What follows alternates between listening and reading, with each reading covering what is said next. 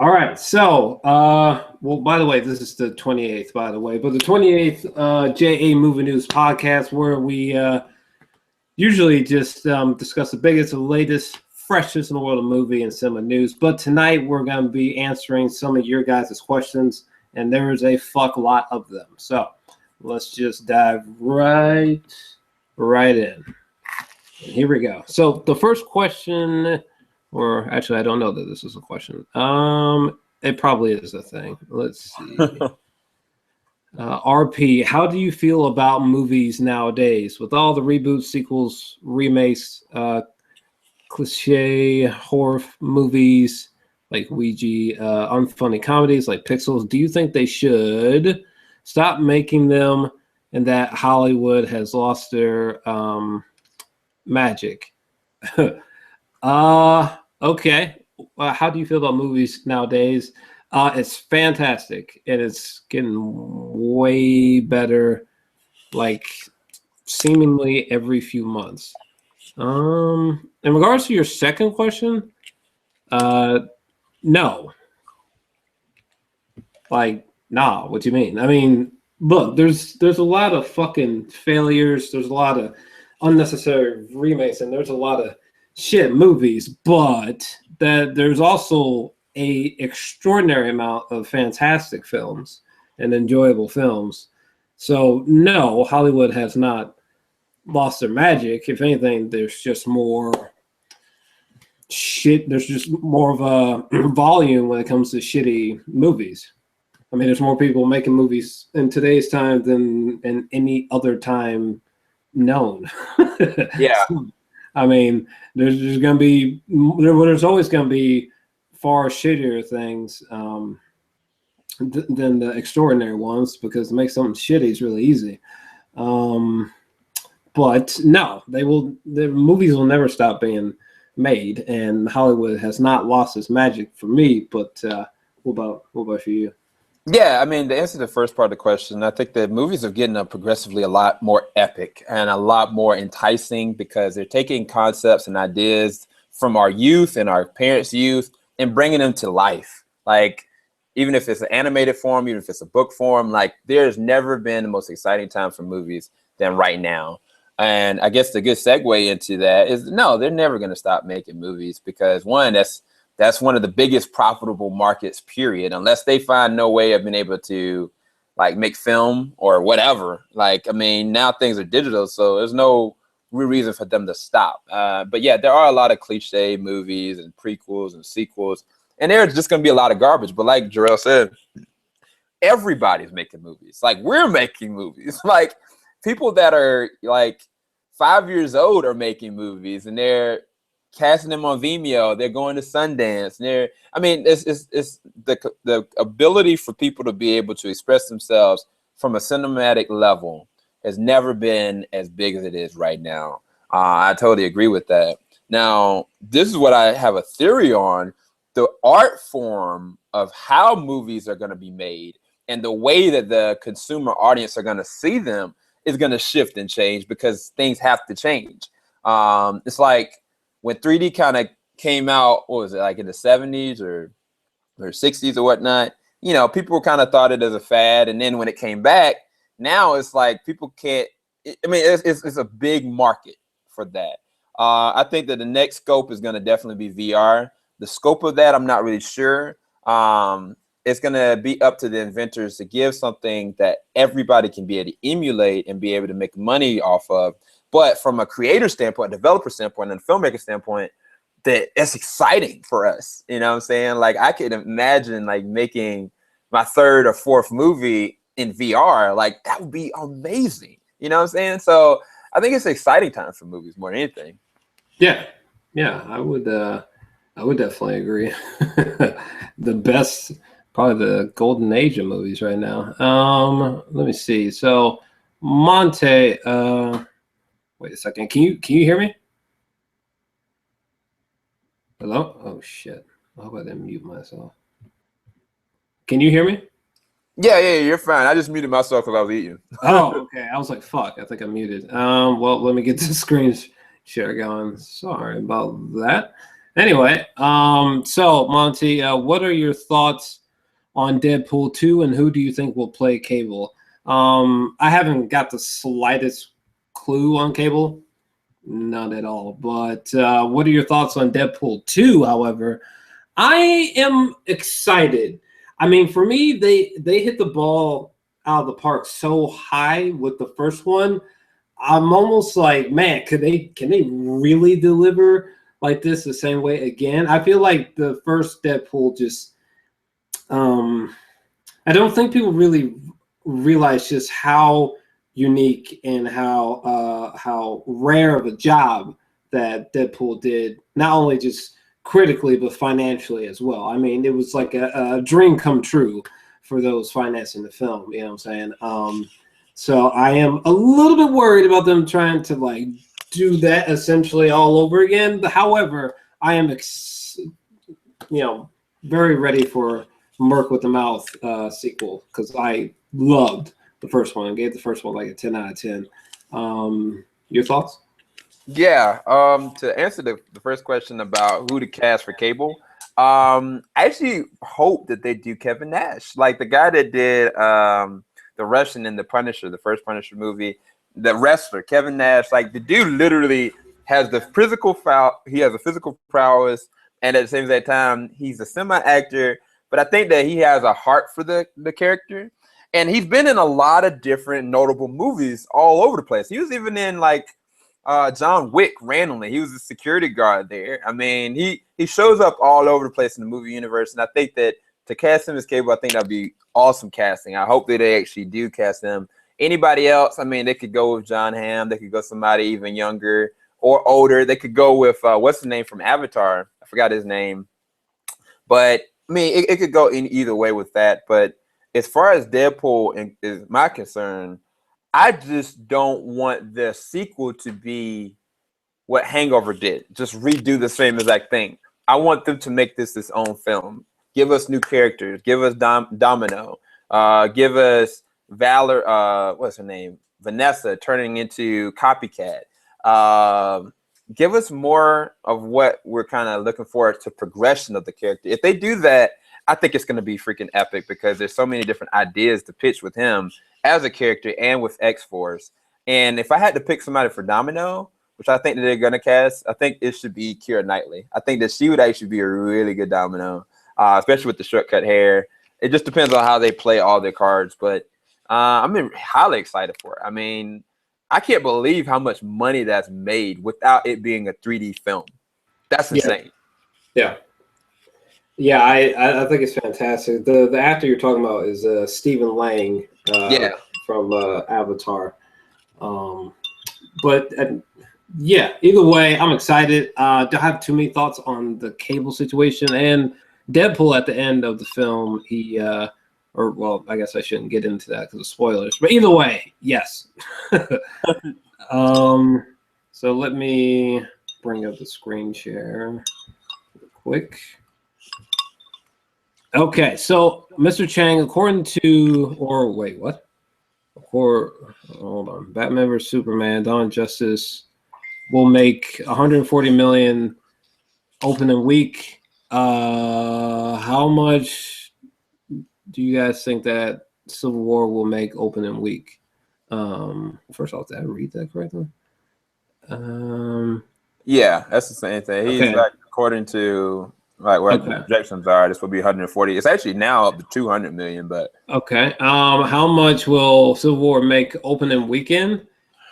Fuck, this is a difficult one. I mean, I don't know, especially if Civil War follows suit and does basically what Force Awakens and now BVS do, which is get pre-sales tickets out there. It's difficult to say. I will. That's a tough one. What they'll make opening weekend, I don't know because I haven't thought about it, but I will make a bold prediction that it will probably be less than Batman vs Superman. Your thoughts? Yeah, I estimate that Batman vs Superman is going to be something that a number that they really haven't even thought of yet, just because of the two iconic characters together. I thought about the fact that Man of Steel worldwide hit like, was it 600 almost close to 700 million. You know what I'm saying? And it was off chance because a lot of people felt that they failed the mark with Superman Returns because it was too nostalgic. Beautiful movie. Execution just wasn't as well as it really should have been for being a superhero film. It was more of a better film than anything. But for Man of Steel, like for them to kind of cast a shadow and to succeed in that regard, I think that having Batman there, it's going to definitely triple to double that. I estimate Batman Superman being at least 200 million, maybe more. So I think that my estimate for Civil War, I would say 150 million. I think it's going to be really good. I think that the opening weekend is going to crush it, but I don't think it's going to be anywhere near the amount that Batman vs. Superman is going to make. Same. I think it will, at the current time anyway, I would say that it's going to make less than BVS and that it will make under 200 mil. Yeah. That's my current thoughts, but not definitive thoughts. Yeah, and I will add on to this is that if they make their final trailer, for whatever reason, if it ends up having Spider-Man in it, you can add another 20 to 30 million to whatever the projection I just said. Because if people find out that Spider-Man is in this movie in whatever shape or form, they will fly to it. Because the thing is, Batman and Superman are the two most iconic. But to be honest, Spider-Man is the third. Spider-Man, if you go in the movie universe, like he's the third money maker. And if they show that up like in the right way, oh my gosh, this movie is gonna just blow up quick. Okay. All right, so let's move on to the next one here. And next question is from Cal. Who do you think will die at the end of Captain America Civil War? Oh my gosh. Well, for me, I think that neither Captain America or Iron Man will die. If I had to pick someone, it would probably be, what was it, Pepper? Is that her name? Pepper Potts? Some bullshit. I think either her or War Machine, Don Cheadle, is going to die. But you? We've had this conversation I don't know how many times now.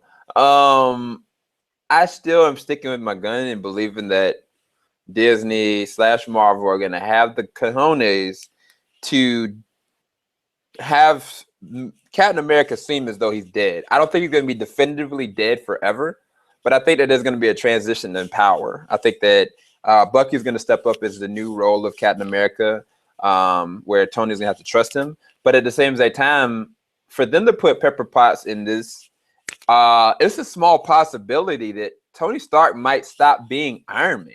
And I'm not saying that they're going to kill him, but I think that he might stop. If Captain America gets killed because of the actions that he did, he might actually, for real, step down. Like, I mean, I think that the third movie which was terrible, was kind of foreshadowing to something like that happening. Him taking a smaller role, which will be at the wrong time. But I can definitely see what you're saying, Jor-El, that definitely Rhodey could die, and definitely somebody else could. But I don't think that Rhodey's going to die. I think Rhodey's going to become kind of like more of like a cyborg, and he's going to become more deadly. And I think that they're going to show some kind of way that Captain America, he's like been taken out of the equation. But I think he's going to come back. I don't think they're going to kill anybody definitively. Okay.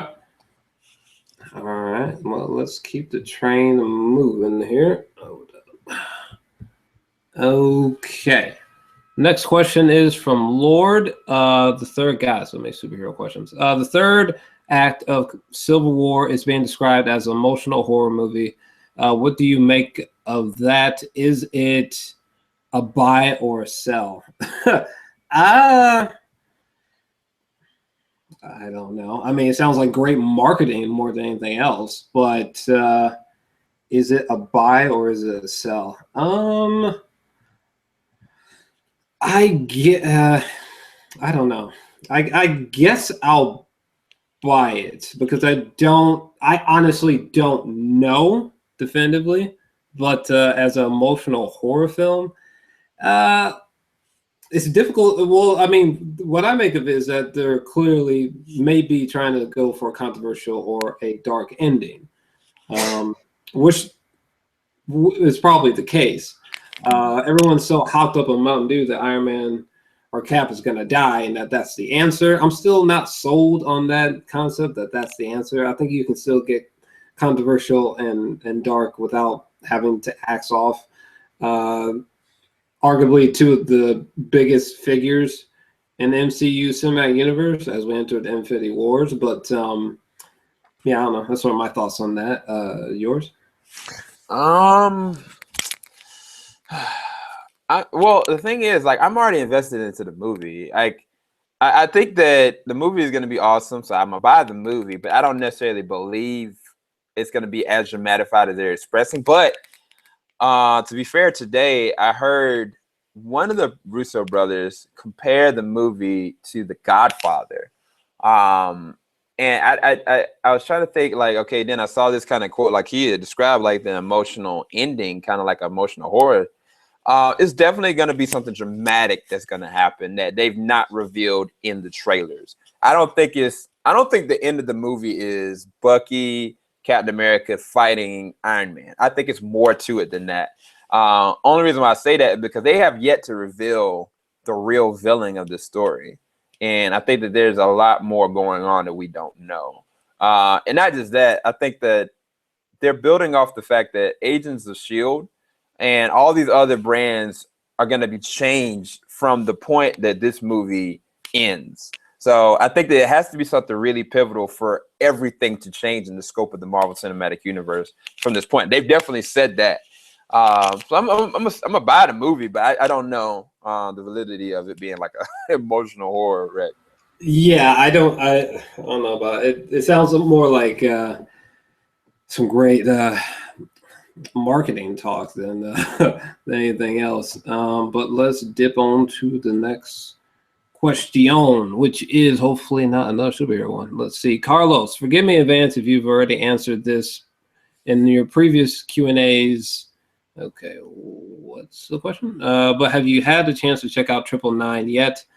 What were your thoughts on the movie? I have not seen it.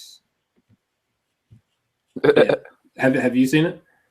I have not seen it, but I have heard from other people that it was some crap. Well, to make a long story short, basically people have told me that it had great actors in it. It had great segments in it.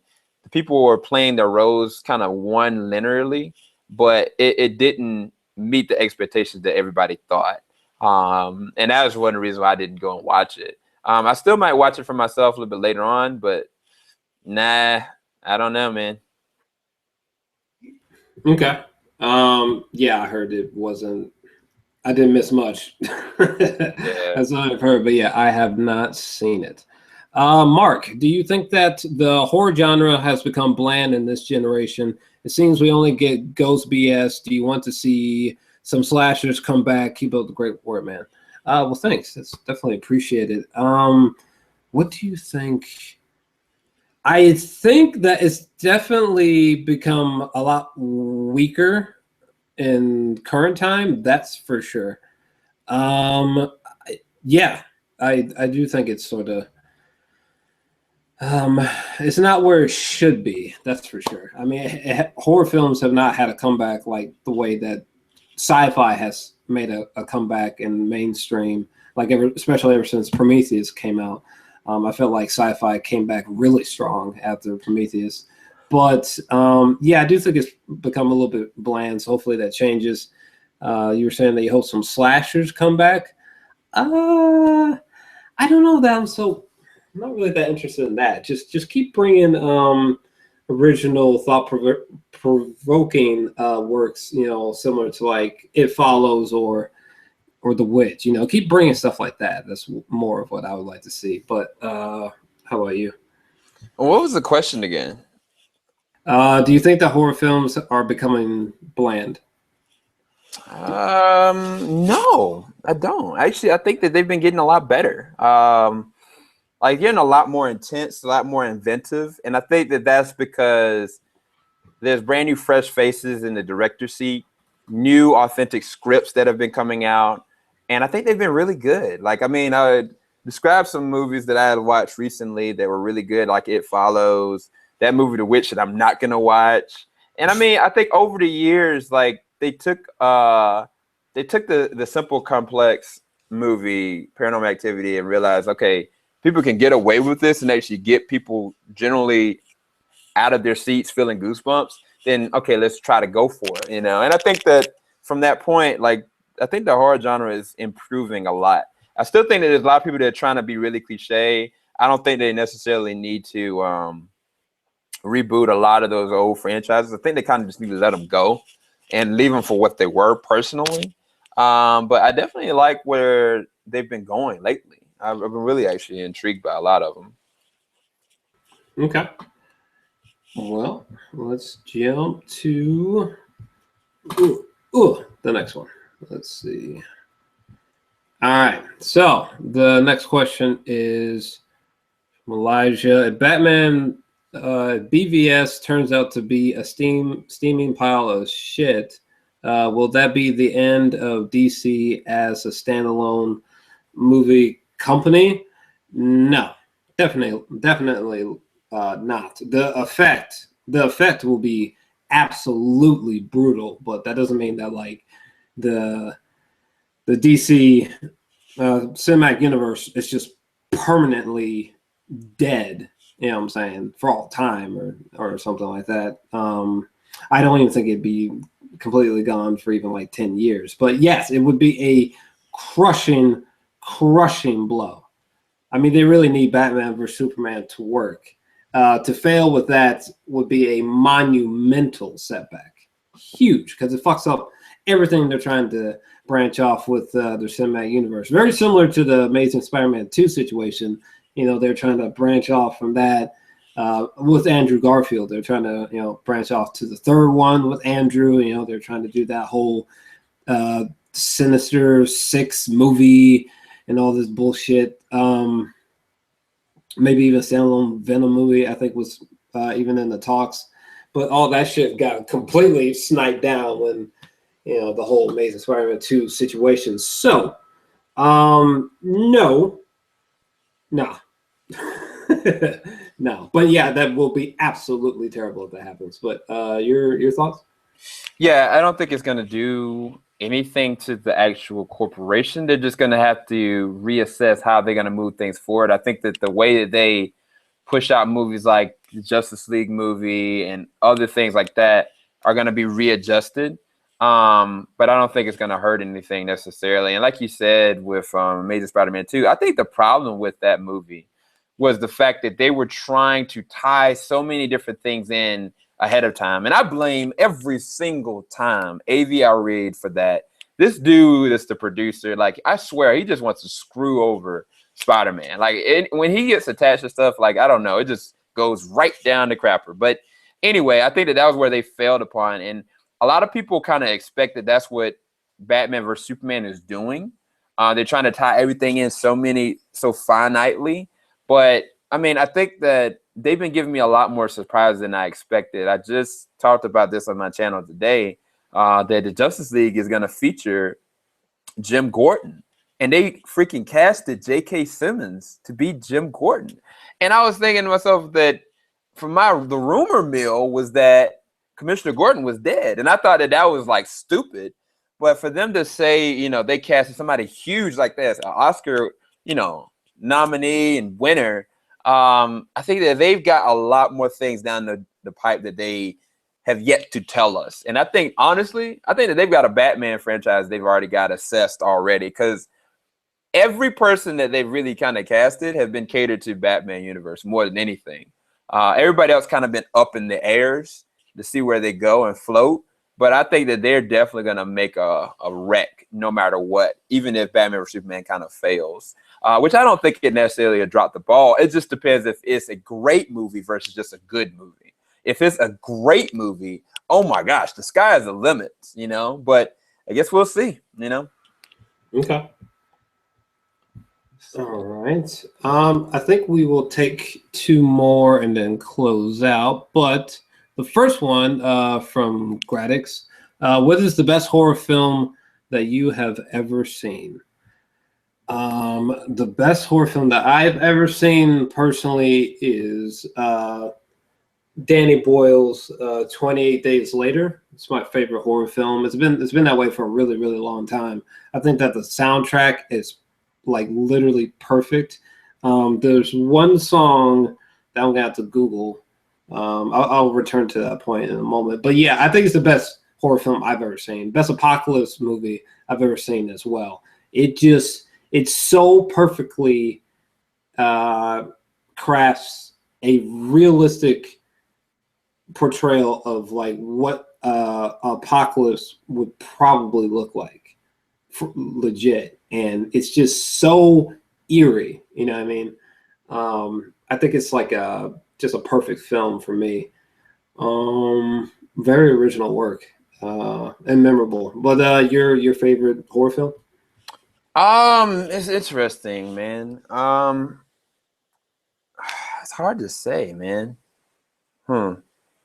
I think that my guilty pleasure favorite horror film was The Descent. I love the concept of having this unbelievable experience happen to these young women. If you don't know the movie, I apologize for any kind of spoilers that might ensue, but basically got like 4 or 5 women. Got one woman that was really traumatized because the love of her life died in this tragic like accident. The way that even was scoped was crazy.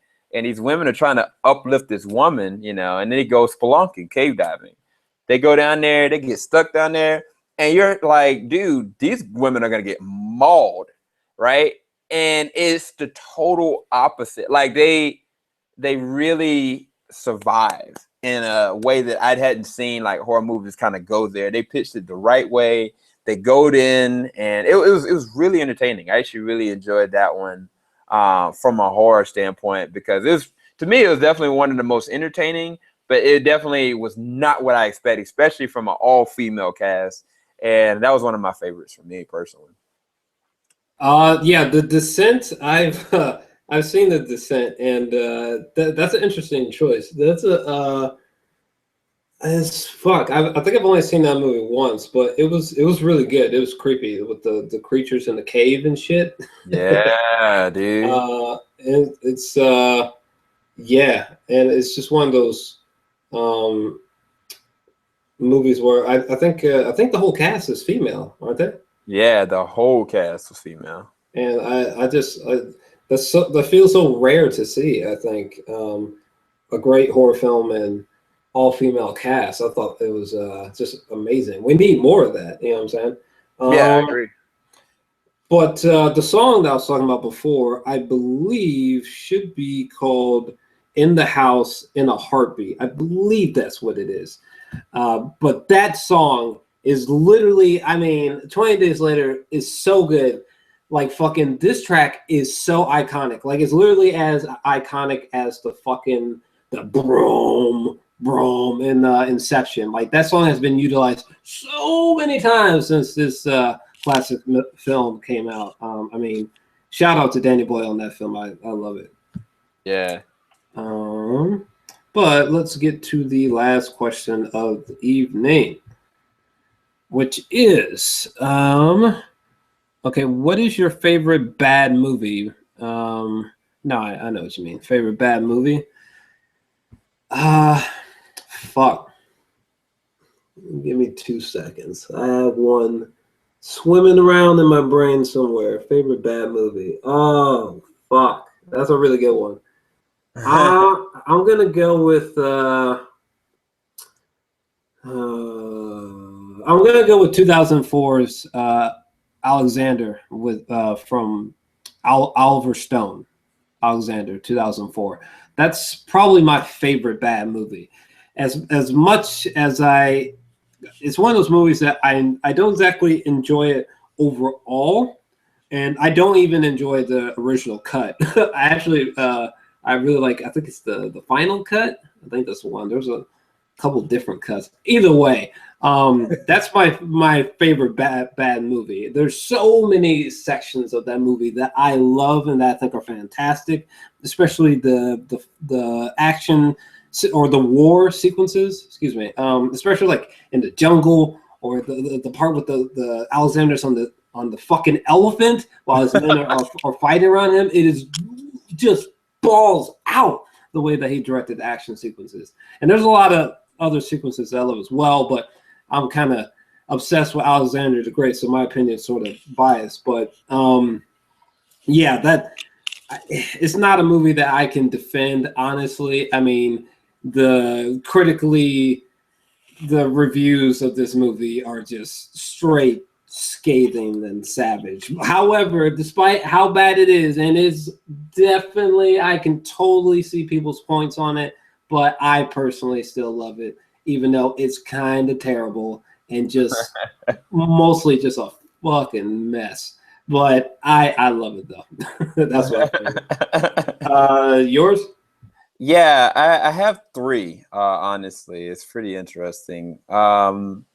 My three that I would pick would be, well, I don't know if one of them is actually considered a bad movie.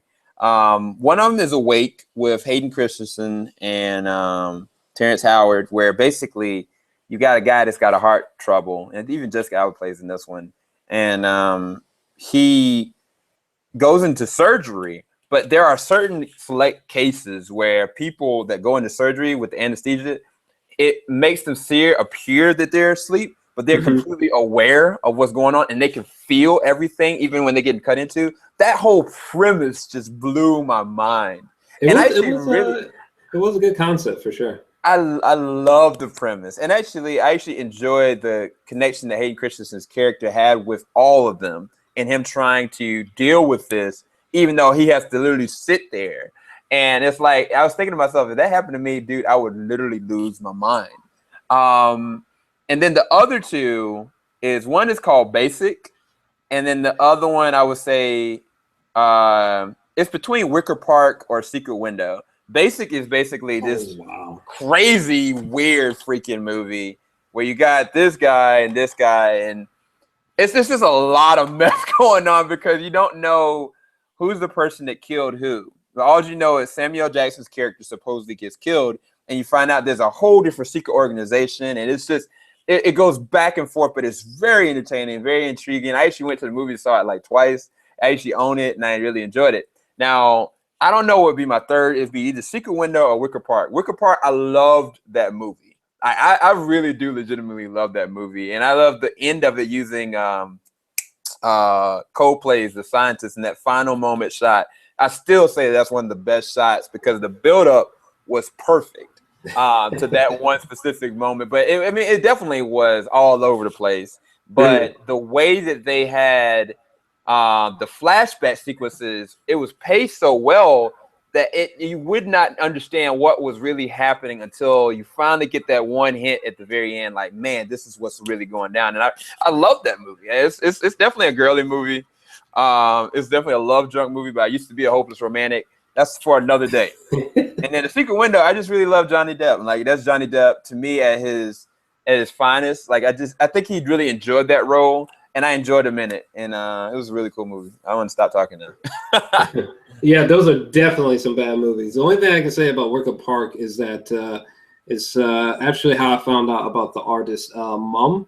Because one of my favorite songs from Mum is a song from that movie, which is called "We Have a Map of the Piano." Love that tune. Great artist. But I remember that. Most forgettable fucking movie ever. But love that track though and that artist. But I think we are going to stop there for now. We will get to the rest of your guys' user questions in part 2. So thank you for asking your questions, and let us know your feedback down below.